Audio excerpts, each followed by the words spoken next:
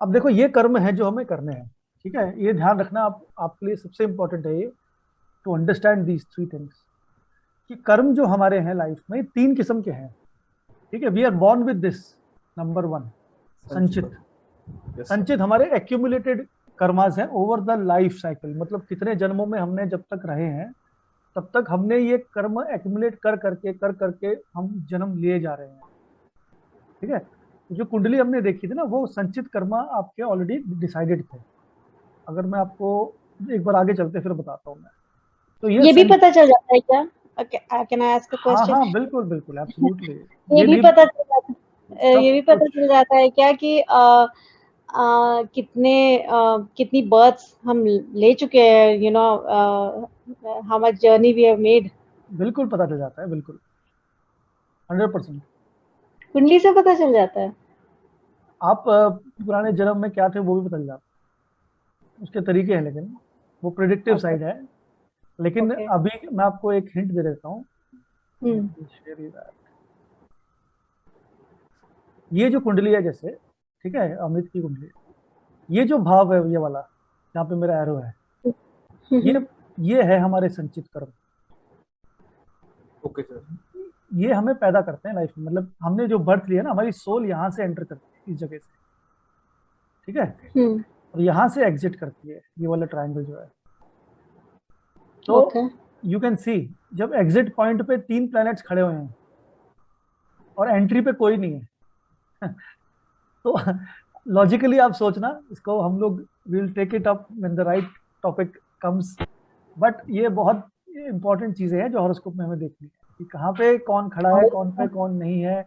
यहाँ पे गुरु भी खड़ा है, बीवी भी खड़ी है, मोक्ष भी है, सब नाइन्थ हाउस में आ गए हैं। इसका मतलब कि there are so many things that he needs to complete before he can leave this earth, मतलब, है ना, that has to be understood. ये कर्म हमें सब पता चलते हैं कि कब क्या करना है, कब कैसे करना है, और ग्रह ग्रह दशा से पता चलता है वो। एंट्री वाली हाउस अगर एम्प्टी है तो हम कुछ भी संचित करके नहीं लाए? नहीं नहीं नहीं, ऐसा नहीं है, एम्प्टी नहीं होता। देखो एम्प्टी क्या होता है, उसका प्लैनेट जो होगा ना वहां पर, जो उसको रूल करता है उस हाउस को, वो हुँ, बताएगा हुँ। हमें, वो भी वो वही तो है। मेरा सर 9th में बैठा हुआ है फिर। बिल्कुल वही तो कनेक्शन है ना, जब समझ फिफ्थ नहीं आया लॉर्ड सर। नाइन्थ में आ जाता है, ओके। मतलब कि आपके कर्म जो है ना पूरे आप एक्सटिंग्विश करोगे, खत्म ओके करके जाओगे, खत्म करके जाऊंगा, क्योंकि राइट। फिफ्थ का लॉर्ड ही नाइन्थ में आ गया, मतलब जो एंट्री पॉइंट का लॉर्ड है वो एग्जिट पॉइंट पे बैठा हुआ जाके, मतलब वो कह रहा है भाई कि सब कुछ खत्म करके आओगे तो मैं यस आपको सर। लास्ट में यही मिलूंगा ओके ओके ठीक है। ओके। और ठीक है। मतलब कि ये है कि you will then exit from this earth. Okay sir. आप ये मान के I'm चलिए, अगर ज्योतिषी आपको ज्योतिष की नॉलेज मिल रही है ना, तो आपके कर्म जो है वो इंप्रूव हो रहे हैं, प्लीज अंडरस्टैंड दिस। ये कोई, तभी मैंने फर्स्ट क्लास में बोला था कि sir. Astrology chooses yes you, sir. You don't choose astrology. Sir ये पहले आप जिसने ये कर्म वाला सिद्धांत बताया है ज्योतिष में कि आदमी क्या किस पर्पज के लिए आया है और किस पर्पज के लिए जा रहा है आगे, अदरवाइज तो पता नहीं कहाँ कहाँ घूमते रहते हैं। Actually, the question that you asked, that people ask small things like क्या कोई चीज खो गई? Has your screen frozen? No ना? हाँ, क्या चीज खो गई, क्या क्या हो गया? वो इसलिए क्योंकि that's how we know, that's how astrology has been propagated. If we propagate in this manner that people can find their purpose in life, then it will suddenly become more interesting to so many more people, and everyone will want to know, what is in store. That's what I feel. तो हमने तो उस चीज को किसी के सामने ऐसे रखा ही नहीं जो उसका जितना उसका पोटेंशियल है. Like, we have not put it in front of people. What all can be done with this is what I feel. You are right absolutely right. Right, and the reason is कि इस ये दोनों हाथ से ताली बजती है, कि जब ये एस्ट्रोलॉजी आई थी तब तो ये इसी बेस फाउंडेशन से आई थी, ठीक है, Hmm. क्योंकि हमारा पर्पस ही यही था लाइफ में जिस जो हम बात कर रहे हैं।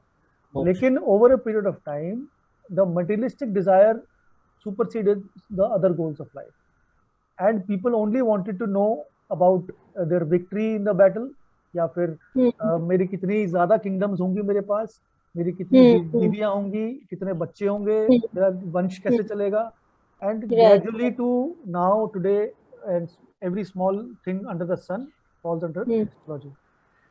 But sir if you travel down south, मैं वहां पे 4-5 साल रहा था, तो उनका सर वो दूसरे तरह से देखते हैं, जैसे आप बता रहे थे ना अभी एज अ कर्म सिद्धांता के रूप में, तो वो मटेरियलिस्टिक कम है, वो इनमें ज्यादा रहते हैं कि कैसे मोक्षा, ये कैसे हम अपने कर्म सुधारें, सिन इम्प्रिंट्स वगैरह कैसे, वो ज्यादा है सर डाउन साउथ में। बिल्कुल वो होते और नॉर्थ इंडिया में मटेरियलिस्टिक ज्यादा पूछते हैं सर। भाई देखो साउथ इंडिया वाले जो होते हैं ना, उनके एस्ट्रोलॉजर्स भी क्योंकि आपने देखा होगा साउथ इंडिया की जो ब्रांड ऑफ एस्ट्रोलॉजी है वो है नाड़ी एस्ट्रोलॉजी। ओके, नाड़ी एस्ट्रो, यस सर, नाड़ी और हमारी जो एस्ट्रोलॉजी है हमने प्राशरी एस्ट्रोलॉजी पे फोकस किया जा रहा, लेकिन साउथ इंडिया में उन्होंने केपी एस्ट्रोलॉजी भी डेवलप करी है, कृष्णमूर्ति पद्धति। Yes sir. तो उनकी तो रिसर्च अलग ही है, मतलब वो they are research based and they are very driven by the purpose of astrology, और उनको वही स्पिरिचुअलिटी के साथ ही देखना है। Yes sir, yes sir. तो आप इसमें एक मान के चलो, हमारे जो डिस्कशन से एक बात तो क्लियर होनी चाहिए आपको भी कि कुछ भी ना कि ऐसे नहीं होता है लाइफ में, कुछ भी हर चीज का एक पर्पस है तभी वो हो रहा है, कुछ भी अपने आप नहीं होता। Even a fruit doesn't fall from the tree without any purpose, you know there is some destiny of that fruit to go somewhere, तभी वो गिरा है। तो हम तो बहुत अलग चीज है, हमारी तो लाइफ पूरी कर्मों पे चल रही है, तो हमारे कर्म ये जो पैंडेमिक्स और वॉर्स वगैरह होते हैं, मतलब जैसे हो रहे हैं, ये भी सारा प्लेनेटरी पोजीशन की वजह से ही हो रहे होंगे। बिल्कुल। अभी जैसे ये तालिबान वाली सिचुएशन आ रही है, मिडिल ईस्ट में अनरेस्ट फैली हुई है, तो ये क्या सर वहां की प्लेनेटरी पोजीशन कुछ अलग है क्या sir as compare to India? बिल्कुल नहीं, देखो वहां की अलग इसलिए है क्योंकि वहां की कुंडली अलग है, पहली बात तो। ओके। लेकिन कंट्रीज की भी होती है ना, कंट्रीज की और उनके लीडर्स की भी होती है। लीडर्स की भी होती है। Okay okay. लेकिन मैं आपको एक चीज और बता देता हूँ, बिकॉज सिंस आपने पूछ लिया है तो पर सर ये पैंडेमिक तो वर्ल्ड वाइड था सर इस बार तो सारा, वही बता रहा हूँ। दिख रही है ये कुंडली, दिख रही है आपको? Yes sir. सर मैं तो अपनी निकाल के बैठी थी, उसमें वो एंट्री पॉइंट पे भी नेपट्यून है और 12th पे कोई भी कुछ भी नहीं है प्लैनेट, तो एग्जिट पॉइंट पे मतलब क्या होता है इसका? वो निकालेंगे उसको भी निकालेंगे। अभी देखो जजमेंटल मत होना, बिकॉज क्या होगा अभी आप एकदम से लगाओगे उसको and you will either get very excited और get very sad. No no, ये हमारे साथ होता है, don't worry, we will take it.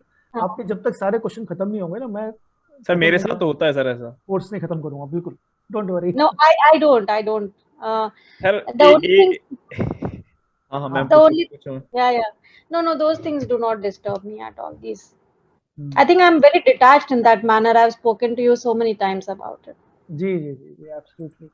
अभी मैं आपको एक चीज दिखा देता हूँ, फिर अपना ये क्लास को थोड़ा सा और बचिए, फिर खत्म करते हैं। सो दिस पैंडेमिक स्टार्टेड से रफली around 30th March 2020। Okay, yes sir. मान के चल लेते हैं। वैसे मैंने इसमें बहुत आर्टिकल्स लिखे भी हैं तो, but I will still take this as a figure temporary. इस टाइम की पोजीशन निकाल लेते हैं हम, ये है जुपिटर और सैटर्न दोनों इंडिया की कुंडली टॉरस की है, ठीक है। ओके, तो लेट्स चेक आउट।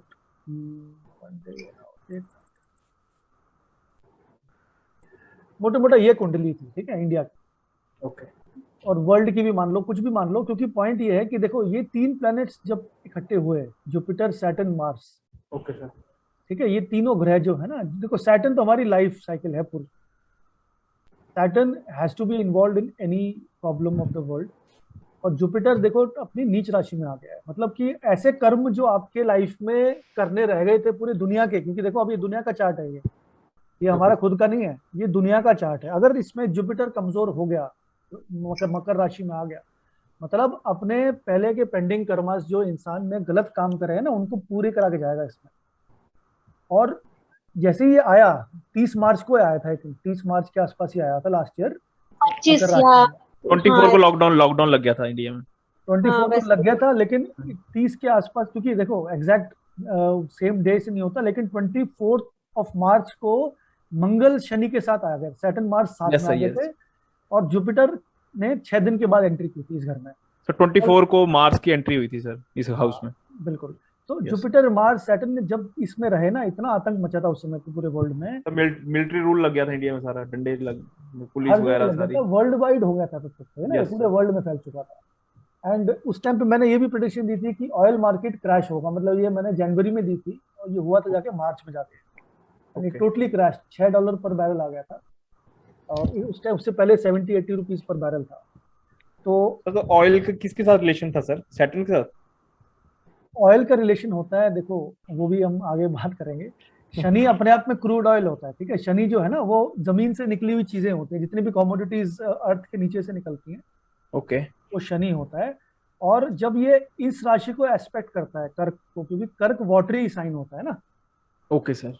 तो ये क्रूड ऑयल के प्राइसेस में हमेशा फर्क डालता है। लेकिन इसमें क्या हुआ कि मंगल और जुपिटर भी साथ में एस्पेक्ट करने लग गए इसको, तो ये बहुत ज्यादा वीक हो गया।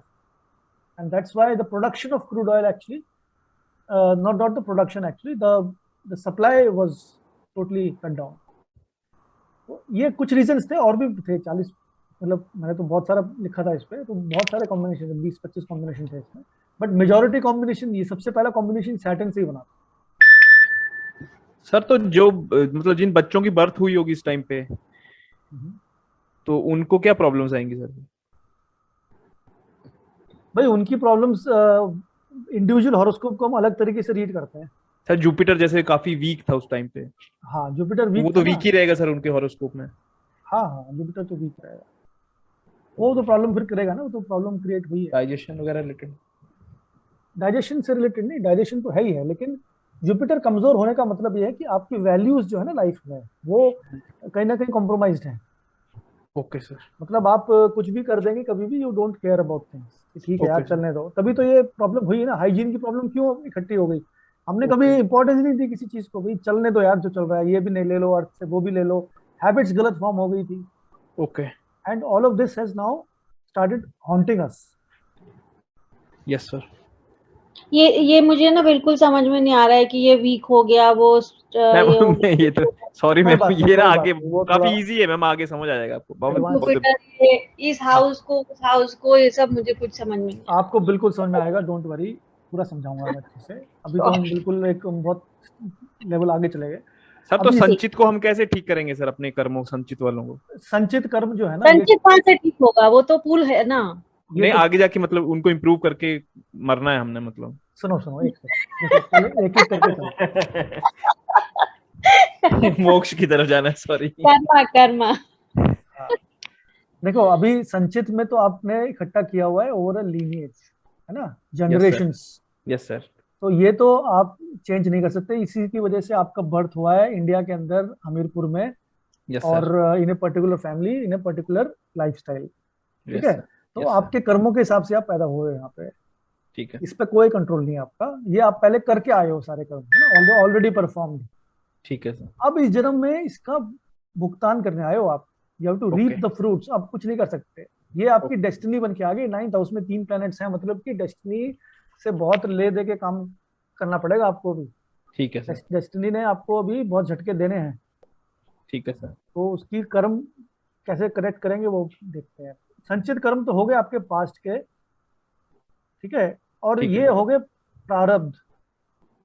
अब ये हमारी मोटिवेशंस हैं, जो पर्पसेस हैं इस साल के, क्योंकि इस पे डिपेंडेंट आएंगे ना, कि इसमें जो ओके। हमारी कमियां रह गई थी, अब ये इसमें पूरी करने की कोशिश करेंगे। जहाँ पे यहाँ पे सरप्लस था, तो यहाँ पे कहेंगे नहीं यार ये नहीं करना मुझे, है ना। ये तो ये इस जन्म के हमारे कर्म हैं और मोटिवेशंस हैं। ये हमारी फ्री विल है बाय द वे। हाँ, अभी देख लो, ओके। फ्री विल भी इंपॉर्टेंट है लाइफ में, ये फ्री विल है। और ये फ्री विल क्यों है? क्योंकि अगर हम फ्री विल नहीं रखेंगे ना, तो ये एग्जॉस्ट नहीं होंगे पुराने कर्म। अगर हम एक्शन नहीं लेंगे, कर्म नहीं करेंगे इस जन्म में, तो ये एग्जॉस्ट नहीं होंगे, ये ऐसा कैसे रह जाएंगे, जो कि हो नहीं सकता। तो इसको एग्जॉस्ट करने के लिए ये कर्म हमें करने पड़ेंगे।